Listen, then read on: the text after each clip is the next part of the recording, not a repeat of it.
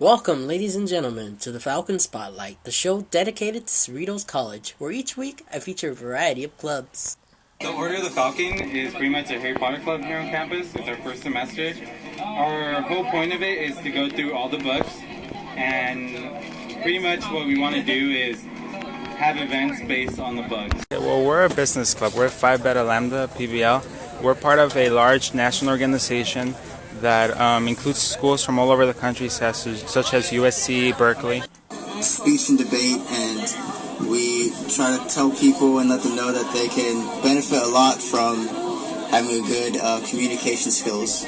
The STEM club, and it deals with science, technology, engineering, and math. The Triathlon Club is pretty much a club that promotes fitness and health by doing triathlons and trying to inform people of nutritional values and also other things that just may involve fitness. It's Active Minds Club. Basically, we're a club dedicated to raising the awareness of mental illness. We're trying to let it be known that about 1 in every 4 students have a mental illness. Chicanos, Latinos for Community Medicine, CCM for short. It's not just open for Chicanos or Latinos. It's open to anybody, but the name has a very historic meaning to it.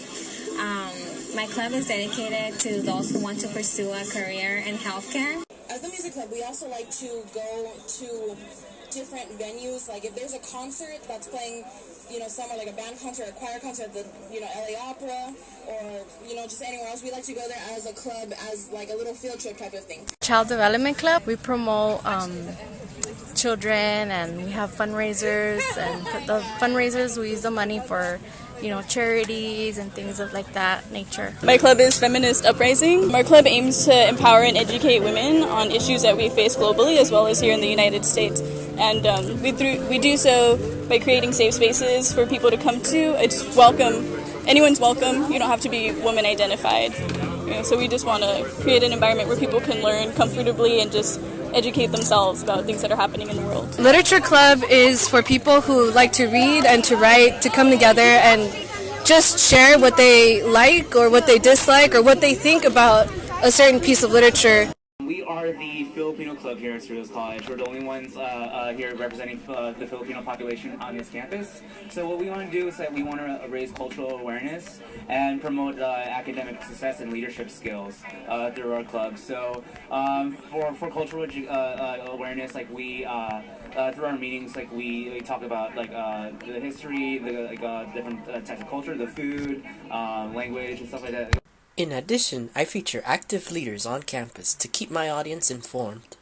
I'm the AACC president. My name is Juan Manuel Ramirez, and I'm here to serve you guys.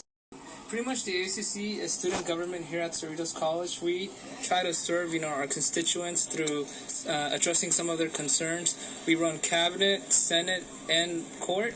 I am joined here by the student trustees. Can you please introduce yourself? Yes, my name is Lance Macanano, current student trustee, last year's AACC president at Senator Flores Dos, who's also a great friend of mine and total booster of these activities. So I was wondering, I know that when it comes to homecoming, there seems to be a lot of bonding. Tell me, what is it like, the atmosphere, when it comes to homecoming float building week? I think that the atmosphere is pretty, laid back for the first day because everybody's trying to get situated. Mm-hmm. Then, we're at Thursday today, and then we're going to pick up speed. Usually on Friday night, all clubs band together. If there's a club that needs help, we go around. Some clubs may have finished already, and then most people help people so that they can, have their stuff ready for Saturday. Because, even though we're all in different clubs, our goal is not to say, hey, I'd rather leave you behind than you participate. Because that's not what AACC is about, and it's not, especially not what all the students are about. So on Friday night, about 11:30, hopefully everybody's ready. But usually in the beginning of the week it's slow, so picking up pace Thursday, Friday. So that's usually what happens. So this semester's theme is Comic-Con. Who decides what the theme is each year? Traditionally, it's usually a committee, or it could be someone from AACC. This year, I'm not sure who chose the theme, but I'm just glad that they chose a theme that's sort of relevant to our generation. Last year Broadway musicals was a good choice, but at the same time, most students, Comic-Con, let's face facts, right? That's like right up our alley, so I appreciate that ACC chose this year. Now, I know that when it comes to homecoming, this is probably one of the days in which even alumni visit. Tell me, what do you think makes homecoming so special? I think it's the dynamic of the mission, which is teamwork. It brings everybody together. Alumni come here, they've helped their clubs. Some alumni are sad because, unfortunately we can no longer have fraternities or sororities here, but they do come back because they still live in a community. They bring their children, their grandchildren. It's quite an experience. I've had some alumni even help us on some floats across for, the week. So it's pretty exhilarating for the community to come together and say, hey, we still do this. It's a tradition that most schools have, left out due to funding or probably, lack of interest, but we still do it. And I know as a trustee, I've told my constituents and also the surrounding colleges we still do it, and people are pretty much surprised. I've invited a lot of people to come and see, so maybe perhaps they could ask their school if they could reinstate it. But as far as I know, many schools around us have gotten rid of this program. So I know that there tends to be multiple categories that a float can win. So I was wondering, do you know what are the categories? Okay, there's a lot of categories. We'll go with the main one that everybody goes for. It's the Dozer Award. And those of you who are not familiar that may listen to Senator Flores' show, the Dozer Award is practically you've dominated in all categories. So basically, I'll go over some categories that I know. So one is animation. Of course, the name says itself, right? If your float has animation, you're going to win animation. There's best use of paper. Like this year, I don't know. I know it's radio, you can't see, but maybe you'll see it, They built a giant Hulk, the Make It Happen Club. Very awesome. They built that Hulk the first day we got here. So, and I think their theme is the Avengers. So definitely best use of paper, right? There's a pirate ship by PTK. It may win best constructed. There's also, our friends from Anthropology Club. I mean, if you're going to stand on their altar, that altar is not collapsing. And it looks just like something you would see in Lara Croft or a video game. So there's also best theme. So, if you're the Comic-Con theme, you can win that category. There's also school pride. So anybody listening, if you're still participating, throw some kind of Falcon on your float so you can get some credit. I think there's most colorful. And I'm not too sure because last year when I judged, I was just basically looking for all around. Oh, I think they also judge on, participation. That's one more thing. But there's a lot of categories. And if you need the sheet, we can make it readily available. Okay. Now, I was wondering, I know that our student trustee here is very busy with lots of meetings and has been a representative and a leader for all the students on campus. Now, I know that this year the theme is Comic-Con, and I've always been curious to ask our student trustee, is he a video gamer and does he follow comic books? Okay. I'm a little bit older, as some of you know. I won't tell you how old, and I was not there when we invented the wheel, but I'm pretty old. I'm a returning student trying to give back to all of you, but like many of you, I didn't grow up in the information age. Back in my day, we had paper and pencil. We read comic books in our hands. We didn't have electronic devices, but I'm going to tell you something. I was around when the first Atari came out. And I was around when the first game came out, Pong. I played Space Invaders. So I grew up in a, we could say, pre-tech age, but at the same time, I was there when it all started. Now, if I had to make my choice and say I'm an all-around person, yeah, I'm a politician, so I have to answer that, but no, comic books are my passion. I also love video games, First-person shooters are okay. Of course, I play Mass Effect and Halo, these type of things. League of Legends, although the vice president plays that a lot. I don't really play too much PC online gaming because you guys know my schedule is not really the best schedule for me to be playing PC games online. But I play all consoles. I play Xbox, PS3. I want to buy all the new consoles, but I'm a poor student like all of you, so I can relate. But I think I'm a hybrid because I love both genres. I don't really have a pick. I'm a regular. I go Comic-Con every year. I take my girlfriend. We get all the freebies and stuff. We try to bring them back to the students and just give them out. Because that's how I am. I believe that comic books teach us things. Not unnecessary violence like people say. Because when I used to read them, they had big words in there I didn't understand. So my dad told me go read a dictionary and find out what they mean. So things can teach us lots of things, and I'm proud that Comic-Con is here. And then finally students, because students in the past, literature, that's been, a theme here. That's a good theme too. But this is something I feel that students really like, right? That they really want to do. So I'm just glad that, coming from a kid that grew up on comic books and video games, that, this is happening for us.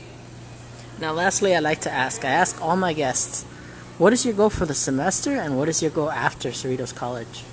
Okay, my goal for this semester is survive the board meetings. And also, my goal after leaving Cerritos College is to join I want to go to USC. They have a Master's in Business for Veterans, an MBV program. So I'm going to try to apply there. I might try to apply to Columbia. I've been given letters, but I don't want to move to New York. It's kind of far from California. I was born and raised here, so I figured, hey, I will stay here all my life. But those are the things I want to do. Hopefully, I get my master's degree, come back here, teach, make some cool connections with students, and make sure that everybody gets what they need to go get a job, just like our professors help us. Aside from occasional updates from our student government president, I also cover various meetings, and our very own college president, Dr. Linda Lacey, is a strong advocate of student leadership. I just want to briefly tell you, well, thanks for asking first. No problem. Juan and Lance, we always go to lunch, and so I can hear about what you guys have big plans and what your goals and aspirations are for the year, and then I try to make sure I get out of the way so you get done. But I want to just stress upon what you're doing, okay? And I see leaders all over the campus, and some of them sit very late in board meetings and endure a lot. But what you're doing right now is in serving on the Student Senate, it's going to help you for the rest of your life. And as somebody that has been in education 41 years, okay, do the math, I'm really old, but 41 years I've been in education. I started out teaching high school biology and became a principal and did a bunch of other stuff from that point on. But I can tell you I've read a lot of resumes and I've looked at a lot of applications, and what always impresses me is when I look down and see that the students have been engaged in the college, okay? It's fine to have a 4.0 grade point average, but that doesn't cut it. They want to see in a job interview, they want to see what have you done to support the organization you were a part of. What else have you done in your life? Maybe if you're going to transfer to those 4 years, they're going to look at this on your applications, okay? But you don't do it just for those values, but it's going to be very helpful. What you're doing it for is you're trying to make this college a better place for the other students out there. You've already, as we say, drank the Kool-Aid, right? You understand. It helps you. Excuse me.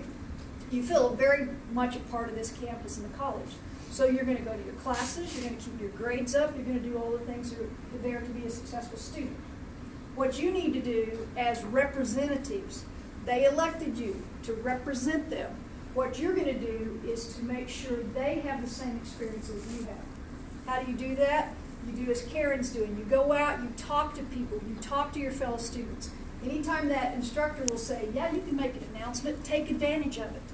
Make sure that students understand it's not just being in college is to go to your class, get in your car, and leave.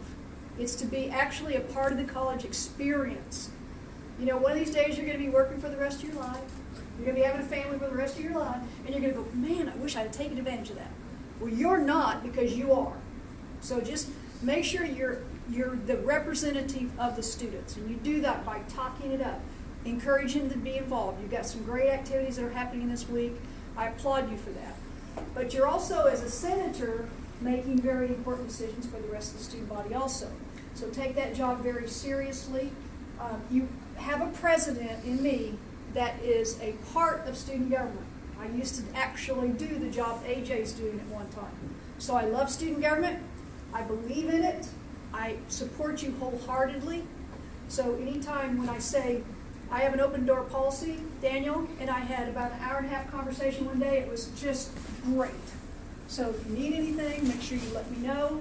You can work through your advisors or your fabulous dean back there or these great student leaders that you have.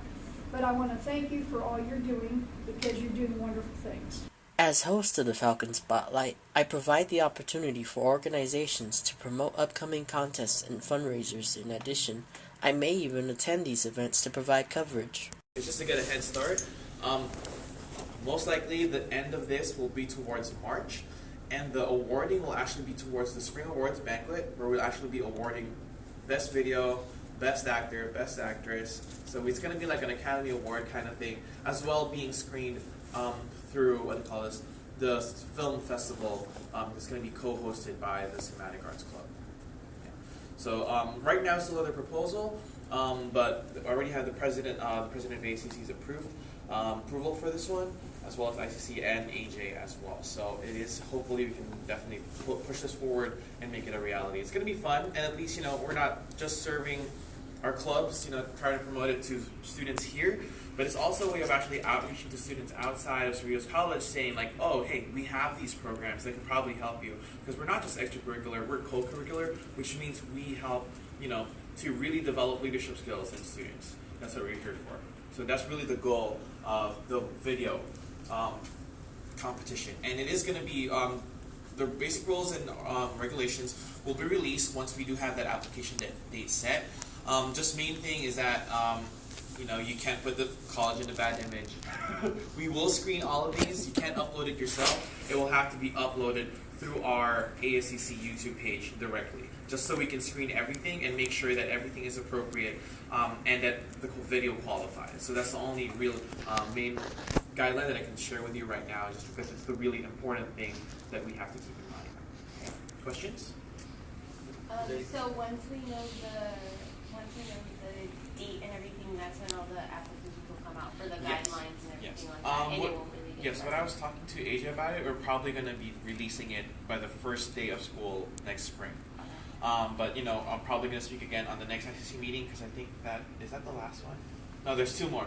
It'll be our last one. Really? Yes. Oh, okay.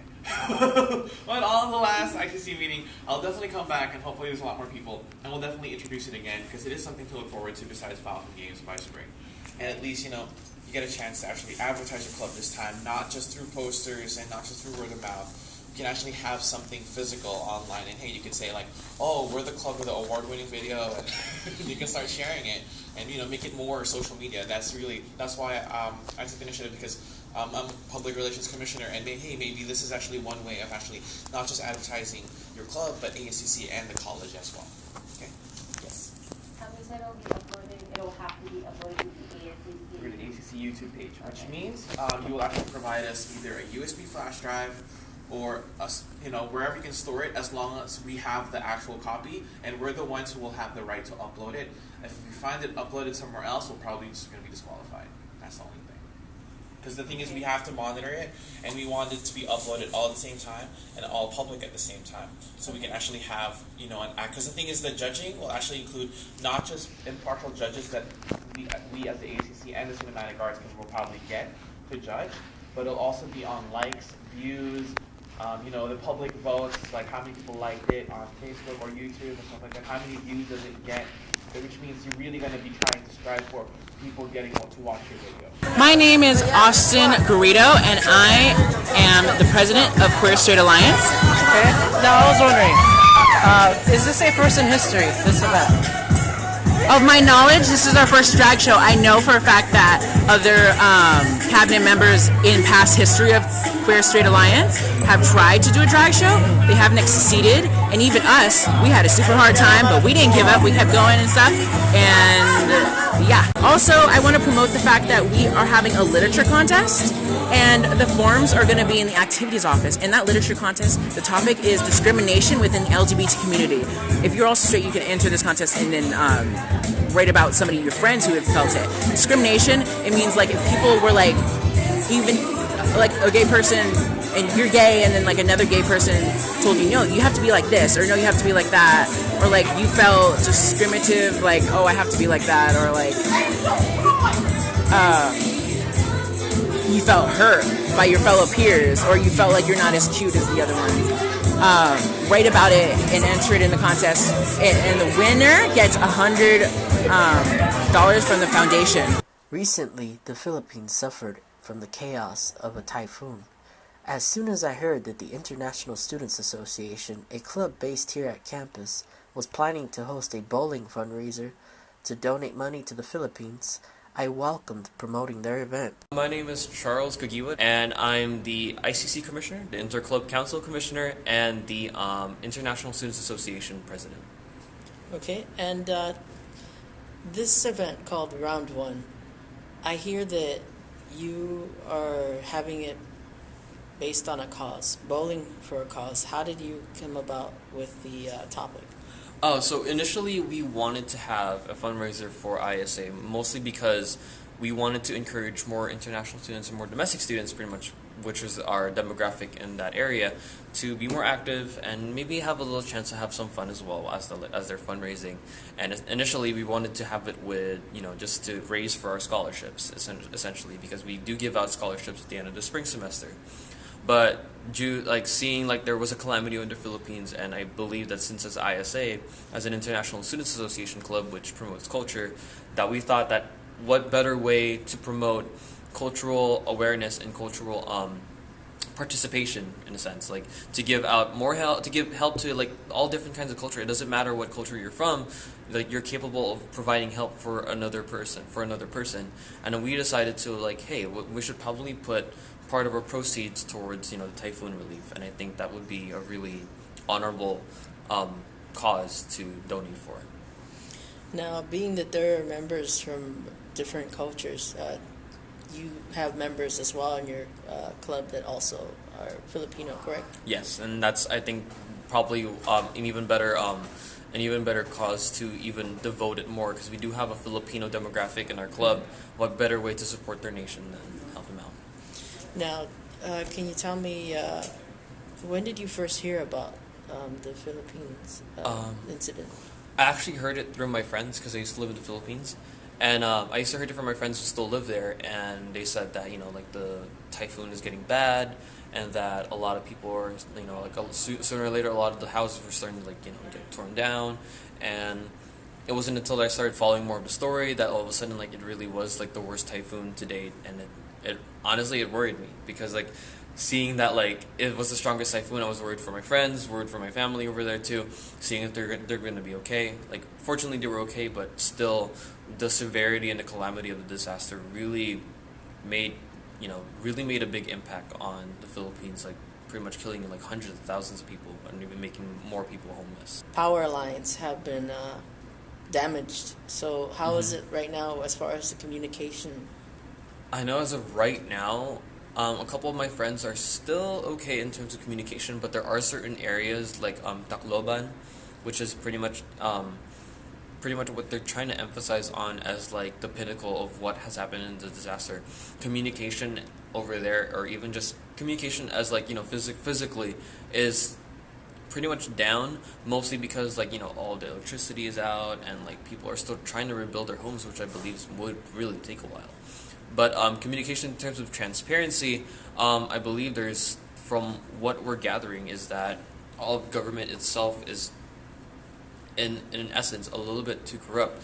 That, in the sense that we're not getting the proper communication with Tacloban and everything as well. So there has been looting and even violence in the streets just to survive. And I think for that to go to that kind of measure, it really does scare me, because we should have given them immediate help now, and before it got to that kind of measure. Have you ever experienced a storm in which you've seen a house got messed up? Or yeah, actually I have. I remember living back in the Philippines, and I believe it was what? I think it was around 10 or 9, and the winds were so strong, and pretty much we base it upon signals, so signal number 1 being like the weakest, and signal number 3, which is like pretty much we only go to that gauge. Signal number 3 being like the strongest, meaning like no classes or nobody even like bother getting out of the house. I remember going out with my dad, and it was signal number 3, and we were trying to maintain the gates because our gates were starting to wobble down and was starting to like warp into this weird shape that we had to straighten it up. And so I had to go with him in order to fix it up. And I could have sworn that I saw like a couple of houses over on the side of the mountains just eroding down, and you can just see it sliding down too. And so it's a scary thought, and I was really concerned. It was like maybe hopefully like our house doesn't slide down like that. Seeing we also live in the hill, so it was scary. It was a scary thought. I mean, especially even just like going with my dad was a really like interesting experience, and it was like the winds were really just like could have blown me away since seeing that I was like 10 and I was like really small. How will you go about donating the proceeds at the moment? So currently, as of right now, what we're trying to do is we're looking for viable options as to where we want to donate, or pretty much whatever food items or any goods that we have, or even pretty much like our main resource here would be a monetary donation. Seeing that we have a lot of fundraisers right now, our committee is still looking for a good organization, meaning so far our good default would be the Red Cross, but we're looking for more organizations as well to see if our charity and our donations would go directly towards immediately helping the Filipinos and everything too. So we're looking for possibly maybe after donating it goes immediately towards their help, that maybe it can automatically without any discrepancies or anything that can either help them build a home or help them already aid them and just helping them survive for the meantime. What would you like students on campus here at Cerritos College to get out of this round 1 event? That essentially, like, even though it is a matter of fun and games and everything too, that I think they really should enjoy pretty much the little things that we're having here right now. Over there, it really is a hard time right now. It's a big impact, and I think being able to enjoy the little things that we have here, especially going to round 1, which is a good entertainment place to go, would just be something that they can take out of that. It's a privilege as of right now. So how does a random person contribute to the fundraiser? How do they go about it? So essentially, there's an event on Facebook that has all the images of the flyers and everything too. Anyone can pick up a flyer. They can go to ASCC to pick up the flyers.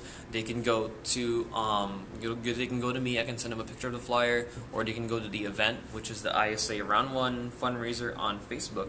Everybody can look that up, and basically they can just show the flyer, and once they show the flyer, that pretty much validates whatever purchase they have, and then they would count all of that up. 15% would go to us. My name is Samantha Pepito, and I'm here for the International Student Association. What do you hope that people gain from today's event as far as the experience? As far as the experience, I really hope that they feel good about helping out those victims, because it's really an unfortunate event that occurred. Now, you could send a message to the people in the Philippines. What would you like them to know? I guess I'd really like them to know to stay strong and that there is always hope in everything, so they shouldn't give up. Thank you very much. Alright, cool. You will also hear interesting facts about our leaders that even our very own students may not be aware of unless they tune in to the Falcon Spotlight. For example, our very own Mr. Cerritos happens to have a passion for seeing. Oh gosh, sort of putting me on the spot here, Spotlight, Falcon Spotlight, get it? This is a song, it's called Bakit Ngayon Ka Lang. It's translated as why you're only here now, what took you so long? So the chorus goes like, bakit ngayon ka lang dumating sa buhay ko, pilit binubuksan ang sarado ko ng puso, ikaw ba ay nararapat sa akin? Oh, sorry, that's it for today. Well, folks, that about wraps up this week's edition of the Falcon Spotlight. Tune in every Monday mornings from 10 a.m. to 11 a.m. live on WPMD.org, where people make a difference. You can also like our Facebook page. Just search Cerritos College Falcon Spotlight. You may also catch our replay broadcasts, which air Wednesday nights from 8 p.m. to 9 p.m. Goodbye, everybody.